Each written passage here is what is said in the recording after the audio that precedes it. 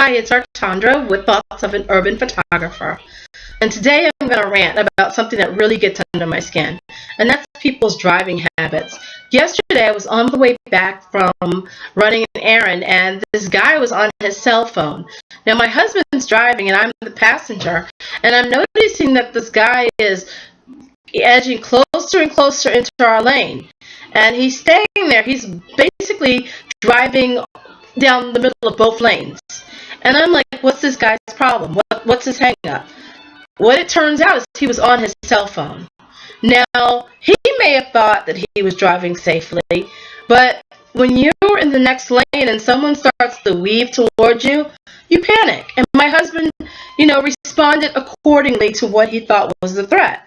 So meanwhile, we're driving down the road and we get beside this guy and he's on his freaking cell phone. I wanted at that point to roll down my window and yell out at him, hang up the freaking phone and freaking drive. You ain't nothing that you need to talk about that damn serious while you're behind the wheel of a damn car. Driving is a privilege, people. It is not something that you necessarily have a right. It's not a right. It is a privilege to be able to get your driver's license. When you were 16, and some of you probably were able to get their license a little bit earlier, provisional license a little bit earlier. But when you were 16, you were eager to get behind the wheel of a car. And in the hand manual, it says that driving is a privilege. So why don't you treat it that way? Just, ugh. Then a little bit later, we're running an errand. We're still out running errands. And we're about to leave the parking lot of the store that I'd gone to. And we hear all this tire screeching, and hearing all this commotion, this person beeping and honking and driving really fast, and he's hitting the brakes. It dawns on us, this dude is being chased by the cops, putting everybody else's life at risk. He's running through a crowded intersection where there was a red light, and also, not only did he run through the red light, but people were genuinely confused. They did not know where to look, where to move, where to go. Suppose that fool had hurt somebody.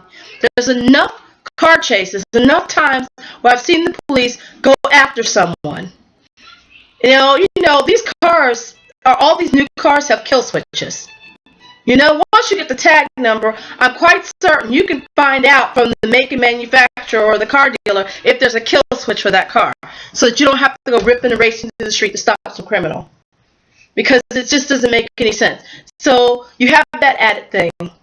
And the thing that's really, it's got me really kind of, I don't even know how to say it. I'm just so furious. That one guy driving down the road on his cell phone. Okay, first of all, if you have a hands-free device, that's fine. My husband, he has to work all day and he has to drive.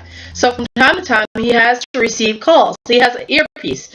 And whenever they break down, we're buying a new one. You can buy one for as cheap as $10 or as expensive as $199. But you can get a headpiece, okay, people? First of all, if you're driving and you're not using one, you're breaking the law. Bottom line. And I don't want to hear it because I don't want my insurance rates to go up because you did something stupid. You're driving down the street, you cause an accident. Oh, and because I live in the city, automatically Baltimore City has the highest insurance rates for cars in the entire freaking state. That makes no blasted sense. And I said, well, half the people I know who live in the city don't have cars. But yet, we pay the most for our insurance. And the guy was like, well, that's because the majority of the accidents happen within Baltimore City. And I said, well, aren't some of those people from the county? He says, yeah, a good deal of the people are from the county.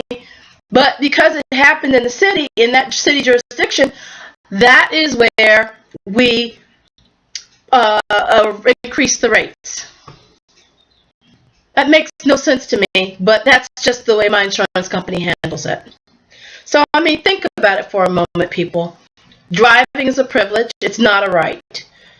You should be driving with your hands on the wheel, concentrating on the road, being courteous to other drivers that are on the road.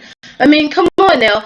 My idea really is that people should have to get tested every year for their license. I mean, I would hate it personally because I hate jury duty, but if it meant that I knew the person in the car next to me was abiding by the law and driving safely, I would go for it. I'd be the first one to say, yes, we should be tested maybe every 1 to 2 years. Paper testing, road testing, to make sure that we are driving appropriately. Because a lot of us, we just simply forget. And the younger ones, y'all must not have had anybody to tell y'all what was right and what was wrong.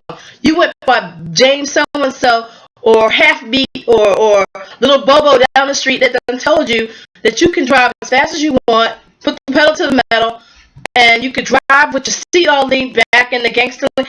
That ain't driving. What the hell are you doing? Save that shit for the dance floor. Save that for your, actually save that for your couch, your gangster lean. Save that fucking shit for your couch, nigga, okay? Yes, you know, I'm really pissed. You have to understand my take on this. It is back in 2001, September 12th, 2001, I was in a car accident at 6:30 p.m. at MLK and Pratt Street. Why? Because some woman ran her red light while she was on her cell phone. Yes, it was the day after 9/11. Am I still upset about it? Yes, I am. I was lucky. I walked away, but I walked away with nerve damage and a fracture, which was considered a break, on my C4 vertebrae. You know, I was in a neck brace and all that other gunk, and I had just had a baby. I had a 2-month-old baby. I couldn't pick up. I couldn't hold her unless someone put her in my arms. You know, how frustrating is that for a young mother to not be able to pick up her own child because some fool decided to be on the cell phone, not paying attention, and run the frickin' red light? I know that's old news. I know that's 12 years ago. But think about it. I still live from time to time with that pain. When it rains outside, when it gets cold, my neck hurts like hell. Ain't no medication I can take that can make the pain stop. You know, and they told me it's going to be like that. Because once you break a bone, everybody tells you once you break or fracture a bone, you always feel it. No matter what the weather. It can be damp in the middle of the summertime, and that dampness gets into your bones, into your joints, and you hurt. So I have to live with that for the rest of my life. Then, you know, I'm not one to be in car accidents. I hate when people don't pay attention to what they're doing.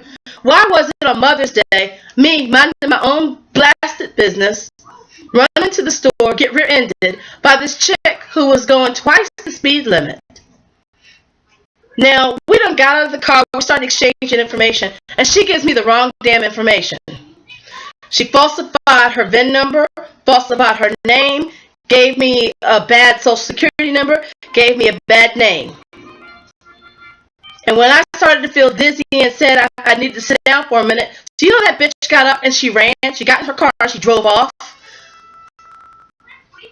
You know, and I had to go through that and go to the emergency room with a concussion and nausea. No.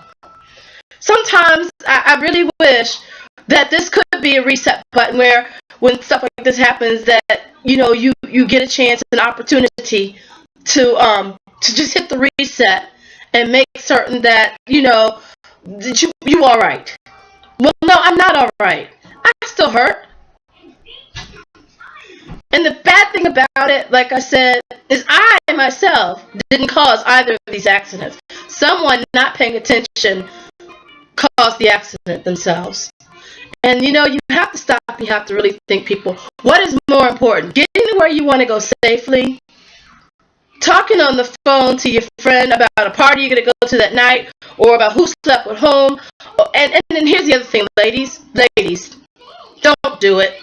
Do not drive down the street yelling at your girlfriend or your boyfriend on the phone with your windows down, because the people in the car next to you damn sure don't want to hear your conversation. We're not interested whether you got STDs, HIV, VAGINA, or whatever. I don't really want to care. I don't care. I'm ranting right now because I'm really flustered. I'm angry because yesterday the two incidents just really reminded me of how stupid we get when we get behind the wheel sometimes. Now, granted, I'm one of them people. I like a fast car. Shucks. I will admit I've had my moments where I've driven a little too fast down the road, but I caught myself and realized, hey, what am I doing? I don't want to lose my driver's license or hurt somebody or even kill somebody because I was being fun and reckless.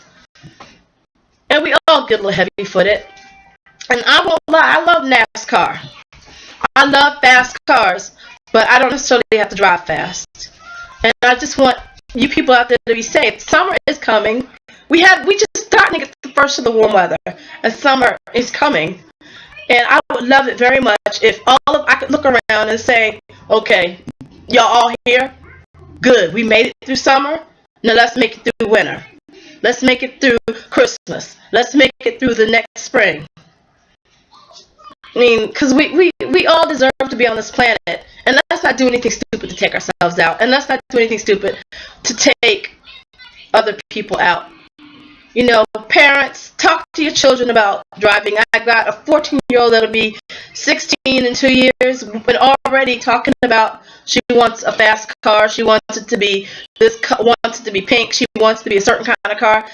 Now, given my economic status, I don't know whether or not she'll get that car because I don't have one right now myself. But the thing is that I'm constantly talking to my children when they're in the car with me what it means to stop at a stoplight, stop signs, and we used to sing a little song every time I'd have to go to a stop sign.